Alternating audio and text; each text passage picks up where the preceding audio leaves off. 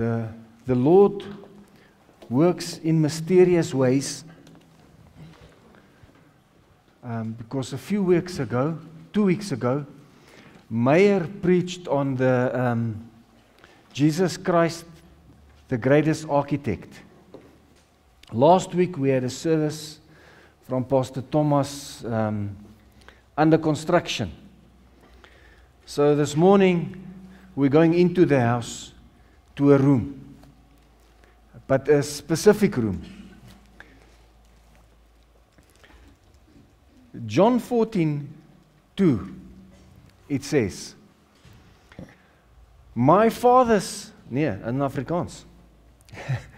Hy sê, in die huis van my vader is daar baie wonings. As dit nie so was nie, sou ek dit vir julle gesê het. Ek gaan om vir julle 'n plek te berei. So hy sê eintlik, daar's baie wonings, daar's 'n kamer ook. The English says, in my father's house are many rooms.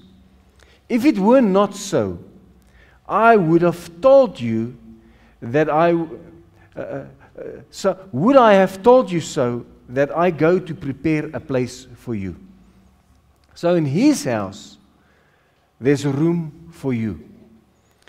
The question is, in your house, do you have a room for him? So there's a room for you, there's a room for all of us, a room with a door. And only you can open that door. Nobody else can open that door. Your wife can't open the door for you. You have to make a decision to open that door yourself. It says in Revelation 3:20, behold, I stand at the door and knock. If everyone hears my voice and open the door, I will come to him and we will eat together as friends. Nou ons weet, elkeen van ons het al by 'n punt gekom waar die Here aan jou deur geklop het. And you made a decision to open that door. But we'll get to that one later also. So we are, Meyer said Jesus is the architect. And he has a design plan for your house. Then Pastor Thomas came and said we are under construction. Jesus is doing maintenance. He's fixing things that's not right. And then he goes on to knock on the door. And he's the one who's doing construction. He's the architect. And he asks us to open the door of your room. He says, I am here to help. So my question this morning is, in this physical house of yours, physical house, do we have a room? In your spiritual house, do we have a room? We are still under construction, and we all know that. But do we have a room set aside for Jesus? I hear this story back in, is it 1854? Martin Luther was very distressed. A good friend of him was sick, very sick, and they expected him to die soon. So he wrote a letter to his friend. So when Luther received the message, he sent back this reply. He says, I command you in Jesus' name to live, because I still need you to do work for the church. The Lord will never let me that you are dead, but will permit you to survive me. So I say eintlik vir hom, you will outlive me. For this I am praying. This is my will, but your will be done, because I only seek to glorify the name of God. So it's what a powerful prayer, to trust the Lord, to save your friend, to do the work that's not finished.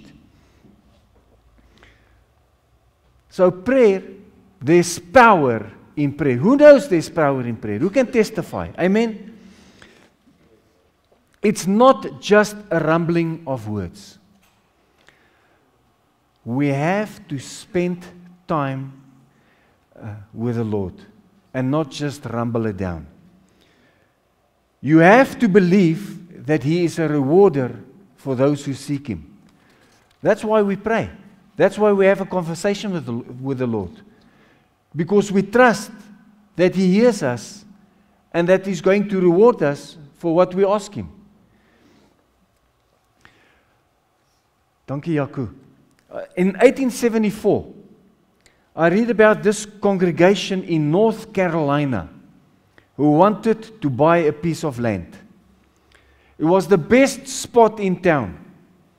So after much prayer, saving, the church leadership approached the owner of this prime spot land. When they got there, he said, sorry, it's not for sale. So the church raised the price. And still the owner said, it's not for sale. So disappointed, they found another site and they erected, they found another spot. They erected a wooden construction for a church, but they kept on praying for that specific land. September 16, 1867, North Carolina received a massive rainstorm that swept through the community. So much rain that the church started drifting. So you know where this story is drifting to. All right. So it drifted and it drifted until it settled on the land they wanted to buy. So what happened next? The owner of this land saw the hand of the Lord and he donated the land to the church for free. That's the power of prayer. God uses nature to bring a man to his senses. So with prayer, nothing is impossible. I know, and I've been there, and I find myself there sometimes. Ek bid, of ek wil nie eens bid nie, want ek sê, Here, hierdie ding is te groot. My faith is too little. It's not too big for the Lord. It's my faith that has a problem. Peter was in jail, arrested, waiting to be executed by the governor. But the church began to pray. Acts 12 verse 5, it says, so Peter was kept in prison, but earnest prayer for him was made to God by the church, by people. So what happens next is the chains fell off. It's supernatural. Go read. Chains fell off. He passed the guards. They didn't see him. So we went to the house of Mary, knocked on the gate, and Rhoda went to the gate. And she was so surprised, she didn't open the gate. When she saw him, she ran. Ek weet nie wie dit al gebeur nie, ons. Iets gebeur, supernatural, but you don't believe what you see. Amen? The church were busy praying. And when she got back and told them, well, they were busy praying for Peter. And when she told them, nee man, toe sy vir hom sê, vir hulle gaan sê, hoorie maar hier man staan by die hek, dit is ongelooflik, hoe gebeur dit? Ons is besig om te bid for Peter to get out of jail, and the next moment he's at the gate. Unbelief. It happened to me a lot. I trust the Lord for something. I pray for something. And then it happens. Dan sê ek, het kan nie wees nie. Is onmoontlik. Is ek die enigste ou? Ons bid vir goed. It happens in front of our eyes. We have to give God the glory. and tell people about it. 16 soldiers om hom, geboei in 'n sel. Dis onmoontlik. Nothing is impossible if we pray and believe, because prayer and belief, prayer and faith goes together. So what was Peter doing in prison? Verse 6, it says, when Herod was about to bring him out on that very night, Peter was sleeping between two soldiers, bound with 2 chains, and sentries before the door were guarding the prison. So I'm asking, how can you sleep in a situation like this? Hoe slaap jy as jy in so omstandighede is? So I think it was easy for him, because he had an example who did exactly the same. He saw Jesus when there was a storm on the sea. What was Jesus doing? Sleeping. Jesus was sleeping. And they awoke him. And Jesus said, listen to this word. He said, peace, be still. So how could Peter sleep? Easy, because he prayed. He knew there was people praying for them, and because people was praying for him, and he prayed, turned around and sleep. Faith kicks in. Trust the Lord. On Friday night, we received a message from our daughter, Marlies. She's in Kyrgyzstan. She lost her bank card. Nou as jou kind oor see is en hulle verloor hulle bankkaarte, dan jy as pa worry oor jou kind. So she lost her bank card. So immediately, me and my wife, when we got the message, we prayed. And we prayed over the phone to send her the message that we prayed. En hoor wat ek vir julle sê, I went to bed and I sleep like a baby. Because I knew, ek wil nou sommer emosioneel raak, I knew the Lord was going to break through. 8 o'clock the morning she phoned, because 8 o'clock South Africa is 12 o'clock there. 8 o'clock she phoned, she got her card. She went to the bank, she got her card. Supernaturally. So I'm saying, if we pray, don't worry about it. Pray, leave it to the Lord, and sit back and let the Holy Spirit do the work. Amen. So he was in jail sleeping because he prayed and people was there praying for them. So imagine this picture. Someone who's in jail for a crime. Someone who's in jail for a crime, but the crime he has not committed. And years later, this person is set free. He was tried before a jury. The jury found him guilty. He went to prison, beaten by the prison guards, mocked for his innocent crime. And you knew he wasn't guilty, but you didn't defend him. Stayed silent.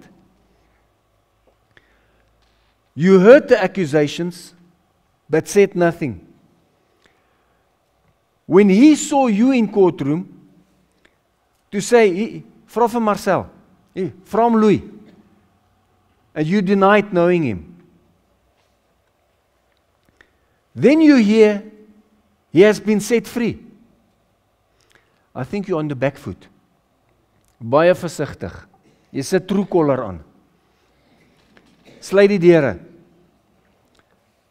You are scared this person who got out of prison may give you a visit. You feel guilty because you betrayed him. You don't want to look him in the eye or see him face to face. So this story happened with the disciples of Jesus. It says in John 20:19, It says, on the evening of that day, the first day of the week, the doors being locked where the disciples were, for fear of the Jews. I mean, locked doors. They were afraid of the Roman soldiers. And all of a sudden, Jesus is with them, although the doors were locked, with them in the room. Now that is supernatural. I think they were shocked and asked themselves, what is he going to do? So Jesus came, stood among them, and said to them, peace be with you. When he had said this, he showed them his hands and his side. Then the disciples were glad when they saw the Lord. Jesus said to them again, peace be with you. As the Father has sent me, even so I am sending you. So where have we heard this word peace before? Help me out. Can you remember when Jesus was sleeping? They woke him in a storm, and he said to the storm, peace, be still. So now he's with his disciples, and he said, peace be with you. So actually, they should have recognized him just by what he said. 2 times he used the word peace. Instead of saying, jy weet wat so ons gesê het, ja julle, toe ek jou nodig gehad het, waar was jy? Hallo? He said nothing. No, he didn't say nothing. He said, peace be with you. But he didn't accuse them. He didn't point a finger at them. He said, peace be with you. Just before he ascended to heaven, he told his disciples not to depart from Jerusalem, but to wait for the promise of the Father. I think that word wait is also a problem with us, because we can't wait. In this society we have today, everything is fast. Even our prayer is fast. Want dis iets wat ek wil aftik vanoggend en sê, hoor jy, ek het Bybel gelees, ek het gebid, and let's carry on with the day. We have to wait on the Lord. Because if we wait, there's a promise. But to wait for the promise. For John baptized with water, but you will be baptized with the Holy Spirit not many days from now. So they went and waited in the upper room. So from what I read, is this upper room is the same upper room where Jesus had the Last Supper with the disciples. Acts 1:12, it says, then they returned to Jerusalem from the Mount of Olives, which is near Jerusalem, a Sabbath day journey away. And when they had entered, they went up to the upper room where they were staying. Peter, John, James, Andrew, Philip, Thomas, Bartholomew, Matthew, James, Simon the Zealot, Judas, the son of James. Verse 14 says, all these with one accord were devoting themselves to prayer, together with the women and Mary, the mother of Jesus, and his brothers. One accord. Dankie Jaco. One accord. If you go look at the word one accord, it means unity. Oneness of heart and mind. Unity. Wie onthou die ou Transvaalse lese? Eendrag maak mag. Nou het ek nou vergeet. But there's about 5 or 6 countries whose slogan, what's it? Hulle motto is unity is strength. Because if a country knows there's unity and strength, they received it from the Lord. Amen. There's power in unity. Because the Bible says where brethren dwell together in unity, He commands His blessing.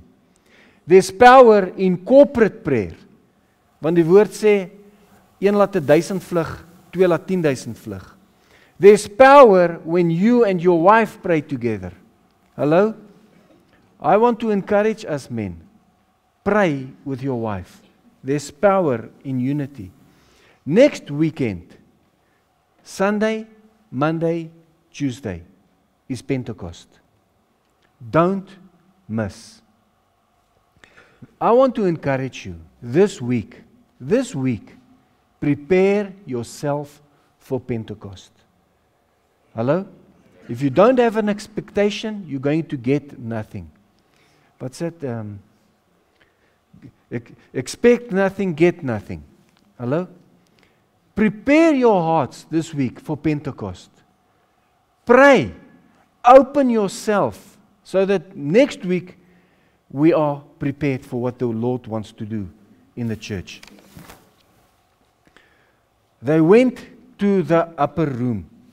So my question is, do we have an upper room? Do you have an upper room in your house?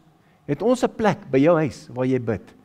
Nie vandag bid ek hier en môre bid ek daar en dan bid ek in my kar en dan bid ek glad nie. Do you have a place, a set place where you worship the Lord? Where we listen to the Holy Spirit, where we worship. The upper room is not just about a place. It's also about the presence. Hallo? Dit gaan nie net oor die plek nie, dit gaan oor 'n ontmoeting met die Here. The upper room is where we spend time with the Holy Spirit. It's a place where we are the closest to the Holy Spirit. The upper room is where the fire is, where we pray, praying tongues, put on your worship music, and wait, not in a hurry. Who saw the movie War Room? Hello? Right. So a war room is a military term, a military concept, a military headquarters. It's the brain that moves the arm. It's where the general moves the troops, where everything happens. Many examples in the Bible and from history is where a weaker army has outmaneuvered a stronger army. But it wasn't the strength of the army. Hello? It was strategic mind of the general that gave the victory. In that room, it says limited access. Hallo? Nie almal gaan daar in nie. Limited access. No entry. I'm busy praying. Do not disturb. No cell phones allowed. Hallo? You fight your battles in this war room, in your upper room. Sometimes alone, sometimes with your wife, sometimes with cell members. Battles we fight against health. Wie het nie gesondheidsprobleme nie? Hallo? Ons raak almal siek. Battles against shortage of money. Troubled marriages. Relationships falling apart. Unforgiveness. Fear and insecurity. Layoff at work. Our children. That's where we fight our battles. It's a daily battle. And I want to encourage you to pray for our country. Serious, South Africa. I know on that prayer wall, there's a lot of countries on that wall. And every day, some groups are praying for that wall with a country allocated to it. But also, pray for our country. Amen. The mistake we make is I think I can sort it out myself. Hallo? Ek kan dit doen. We can't. Jy kan nie. We need to go to the upper room, to the prayer room, and pray. I saw this acronym. I saw this acronym for pray. P-R-A-Y, which says the P is praise. R is repent. A, ask. Y, yield. Praise, repent, ask, yield. Yield is staan terug. Staan terug. If I've prayed, leave it to the Lord and let the Holy Spirit do the work. The moment I start doing my thing after I've prayed, the Lord stands back and say, you want to do it, carry on. Make a mess of it. He will give us plans, strategy. Wie weet skietgebedjies doen nie die ding nie. Weet nie wat se skietgebedjie in Engels nie. Shotgun prayers. Shotgun prayers. Shotgun prayers is a shotgun. Huh? Let's pray focused, nee. Skietgebedjies werk nie. Tyd. We have to spend time with the Lord. Who knows prayer has no limits? Hello? God doesn't care what we pray for. Sometimes we think it's insignificant, but for God, it's not. Ons as die Here 'n bankkaart kan laat ingee. Nothing is impossible. Who've prayed for their cars? Hallo? Ek het al vir my kar gebid. Wie het al gebid dat jou plante nie nat, dat jou plante nie ryp nie? Sê Here asseblief, ek sien môreoggend die weer is weer -2. Beskerm my plante. Hallo? En dit het nie. For your dog, who's prayed for their dogs? Hello? Your cows, your cattle, whatever. Nothing is impossible for the Lord. Prayer can change the world. Prayer can change the weather pattern. You know, we forget some of these Bible stories. And when I read this, I say, Lord, we serve an awesome God. Listen to this. Joshua, hy was in 'n oorlog teen die Amorite. Die haal slaan meer dood as wat in die oorlog met die swaard dood gegaan het. Huh? Isn't that amazing? More people die. Is it hail? More people die of hail than of the sword. And same one, Joshua. Hy praat met die Here. Joshua sê, sun, stand still. And the sun stood still for a whole day. Joshua was nie anders as ons nie. He was a man like us. Toe wen hy eers die oorlog voordat dit weer donker is, nê? One man's prayer, who loved the God, who obeyed God, believed in God, had faith in God, and God answered his prayer. Now listen to this one, Elijah. He says, Elijah was as human as we are, and yet he prayed earnestly that no rain would fall. None fell for 3.5 years. Then when he prayed again, the sky set down rain and the earth began to yield its crop. 'n gewone mens. He was as human as we are. He prayed, he had faith, he believed. Amen? Nothing is impossible for God. And he uses ordinary people like you and me. Ek lees hierdie storie, 1876 in Minnesota.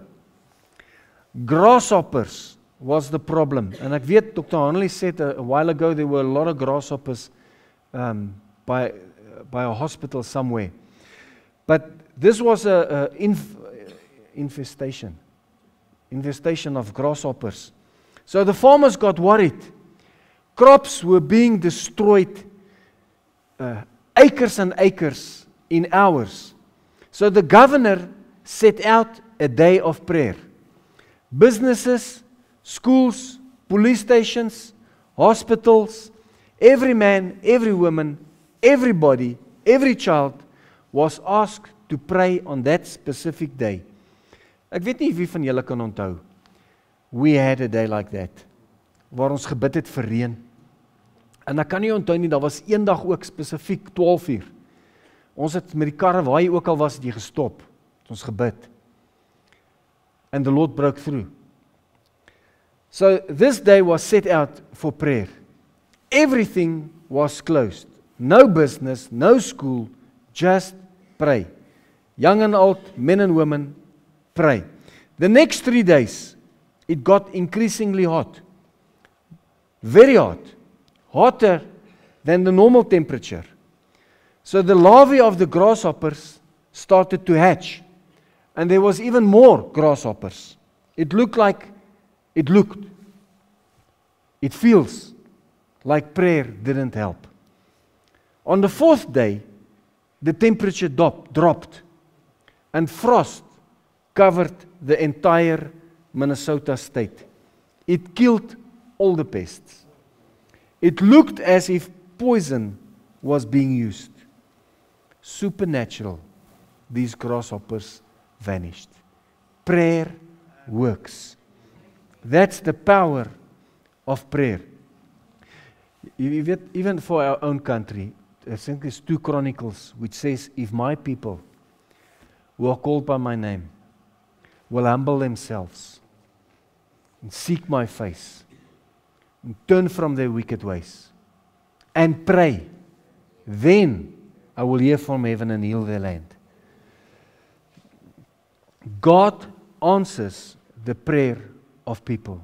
So my question this morning again, where is your upper room?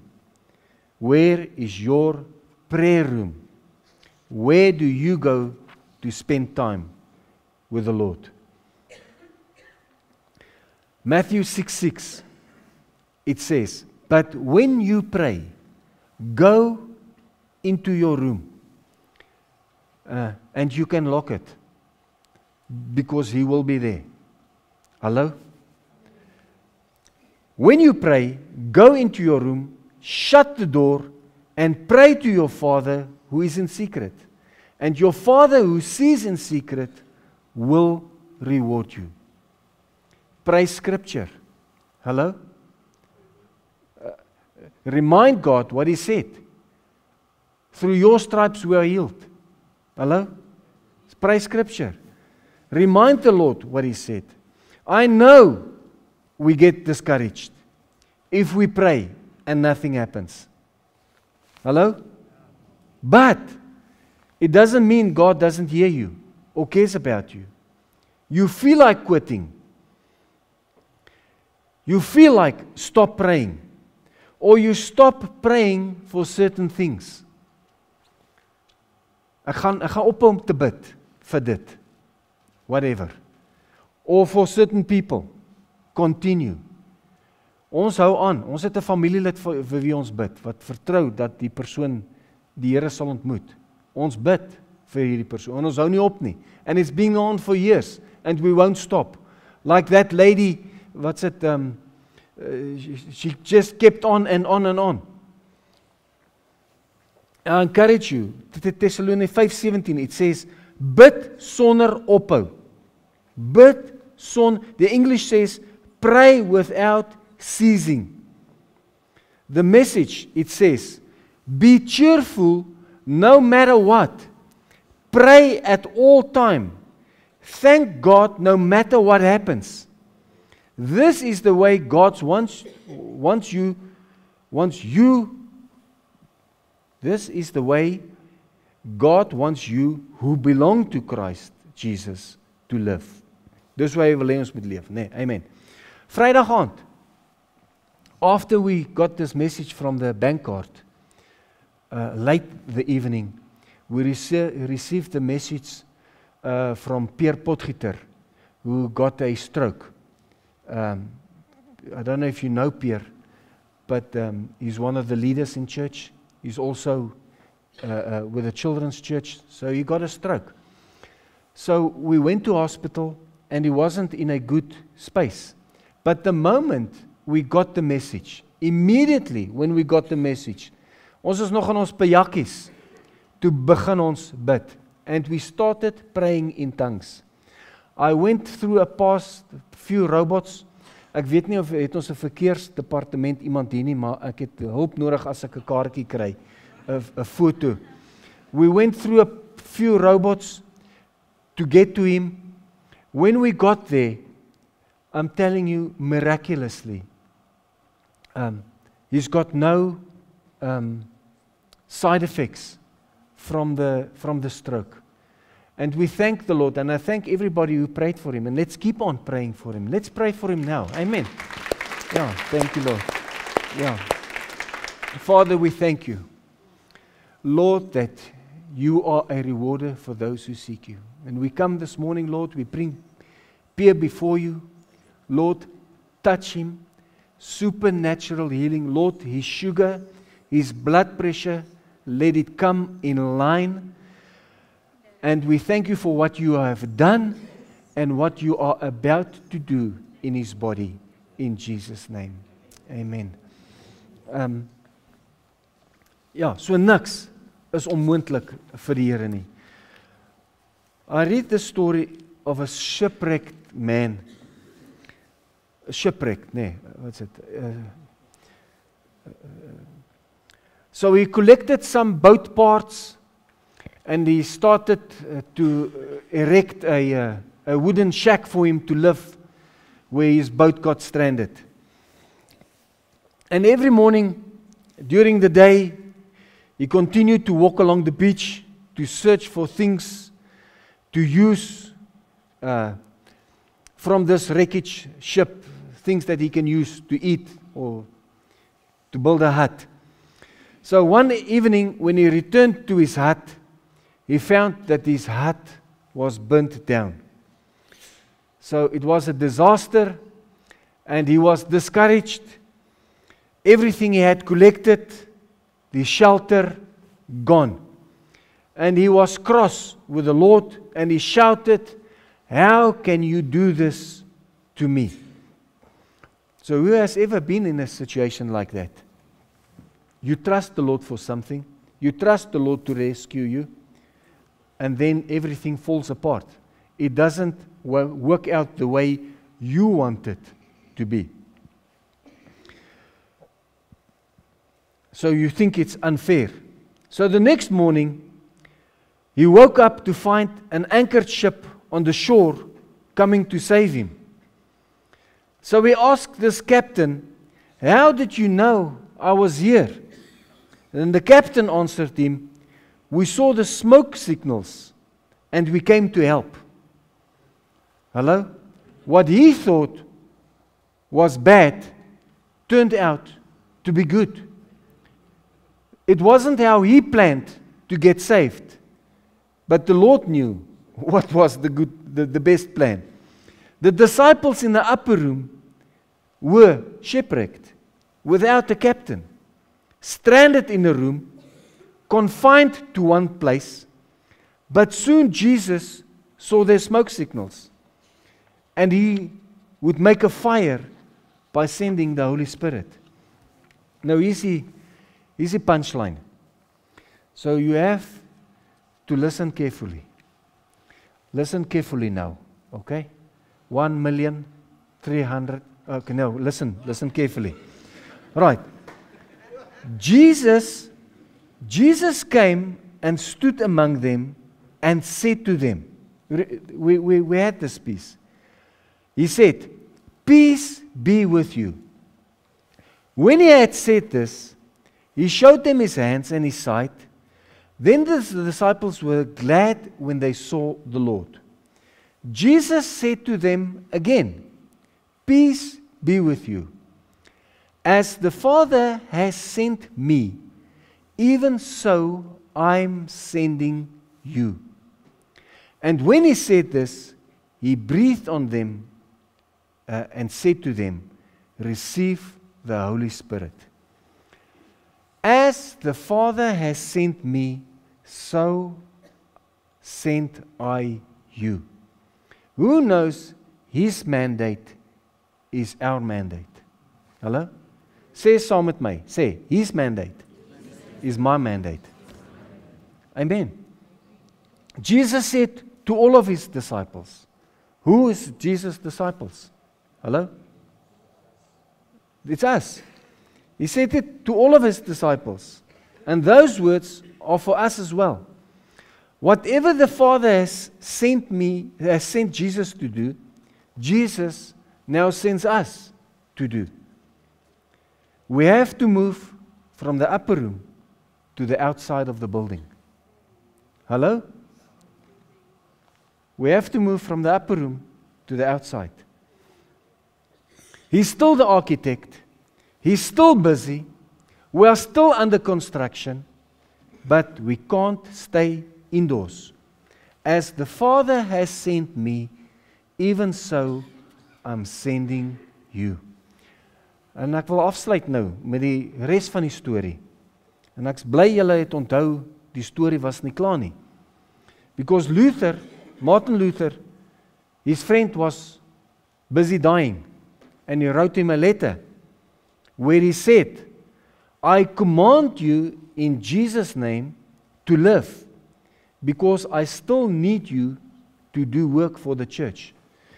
Ag, Jola, kan jy vir ons hier op die klawers klim, asseblief? I command you in Jesus' name to live, because I still need you to do work for the church. The Lord will never let me that you are dead, but will permit you to survive me. This I'm praying, this is my will, but your will be done, because I seek only to glorify the name of the Lord. So when his friend received this letter, he was almost dead. He couldn't speak, but from that day on, he gained strength, started eating, walking. He lived 6 more years. 2 months later, he died 2 months after Luther has died. So what was it that we was praying? He said, but will permit you to survive me. Hy het gebid, dat jy sal langer leef as ek. En hy het 2 maande langer as Martin Luther geleef. That is the power of prayer. So nothing is impossible if you spend time with the Lord in the upper room. Amen. So I want to ask you this morning, before Pentecost, do you have an upper room for the Lord in your heart? Ons is maklik om te sê ek het 'n plek by die huis waar ek bid. En ek wil jou regtig ouens, ek wil jou aanmoedig. Ek weet daar's baie mense, daar's baie ouens wat sê nee, ek bid in my kar op pad werk toe. I want to ask you, do you have a place where you spend time with the Holy Spirit? Time with the Holy Spirit, not distracted, and open your heart to the Lord. Ons het gelees hierso waar hy sê, ons heel sê waarmee ons begin het, om te sê daar's 'n kamer. He has a room for you. Het jy 'n woning vir hom? Jesus is knocking at the door. He's knocking. Have you opened your door so you can have a feast with him? Let's just close our eyes. And I want to ask you, make a decision. If you haven't made a decision, you can do it today. It's not too late. All of us made this decision. All of us needed or needs a Savior. I can't do it on my own. Ek wil jou vanoggend vra. Die Here klop. Selfs al het jy al jou deur oopgemaak, maar jy het intussen weer jou deur toegemaak. Die Here klop vanoggend. En hy sê vir jou, Pieter, Mindus, Marcel, Johan, I'm knocking. Are you willing to open that door this morning? If it's you, just slip out your hand. Sê net, Here, hier's ek. Dankie. Ek sien die hand. Dankie. Dankie. Amen. Thank you. Thank you, Lord. Lord, I thank you this morning. that we humbly come this morning. We hear your knock on the door. And this morning, Lord, we say, come. Kom vandag, Here, en maak woning in ons. Ons kies om die deur oop te maak. Vergewe ons, Here, waar ons U buite gehou het. Vergewe ons waar ons dinge op ons eie gedoen het. Maar ons kom vanoggend, Here, en ons besef, ons het 'n redder nodig. Vir dit wat U vir ons aan die kruis gedoen het. Ons kies vanoggend om weer 'n oorgawe te maak, om U Heer en Koning van ons lewens te maak. And we honor you for that in Jesus' name. Amen.